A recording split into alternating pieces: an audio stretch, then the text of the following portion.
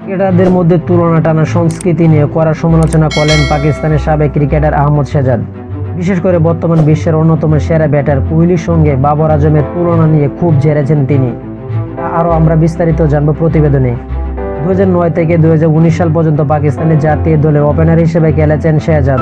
সাম্প্রতিক এক সাক্ষাৎকারে ক্রিকেটারদের তুলনা টানাকে অন্যায্য দাবি করেছেন তিনি। তার মতে এসব তুলনা ক্রিকেটারদের মধ্যে বাড়তি চাপ তৈরি করে।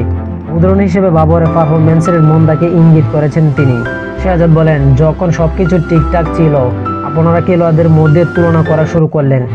এখন সে পারফরম্যান্সে আসছে না। এখন বলছেন দুই খেলোয়াড়দের মাঝে তুলনা করো না।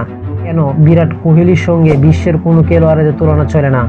শেহজাদের মতে দুই ভিন্ন সময়ের কিংবা একই সময়ের দুই খেলোয়াড়ের মধ্যে তুলনা ভালোর চেয়ে খারাপটাই করে বেশি। তার দাবি, এমন বিতর্ক শুধু একজনের ব্যক্তিগত অর্জনকে ছোট করে না, বরং অপ্রয়োজনীয় অপ্রত্যাশিত তৈরি করে। সাবেক ওপেনার বলেন যে কোহলি এই প্রজন্মের কিংবদন্তি, একজন অনুকরণীয় ব্যক্তিত্ব। এমনকি আপনি তাকে মহেন্দ্র সিং ধোনির সঙ্গে তুলনা করতে পারেন না। ধোনি হয়তো সেরা অধিনায়ক ছিলেন, কিন্তু একজন ব্যাটার, ক্রিকেটার, অ্যাথলেটিক্স হিসাবে কোহলির পাশে কেউ নেই। কারোরই অন্য কারোর সঙ্গে তুলনা হওয়া উচিত নয়। এটা অন্যায্য এবং বাড়তি চাপ তৈরি করে। সেটা আমরা বর্তমানে বাবর আজমের মধ্যে দেখতে পাচ্ছি। নিজ দেশের ক্রিকেটার নিয়ে গর্ব করার বদলে শেহজাদের এমন খুব জোরার পেছনে অবশ্য যৌক্তিক কারণও আছে। ক্যারিয়ারের শুরু থেকে ধারাবাহিক ছিলেন বাবর। প্রায় প্রতি ম্যাচে বইতো তার রান ফরওয়ার্ড।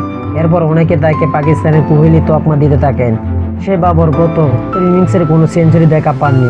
সবশেষ 2023 সালের নভেম্বরে নেপালের বিপক্ষে শতক হাঁকিয়েছিলেন তিনি।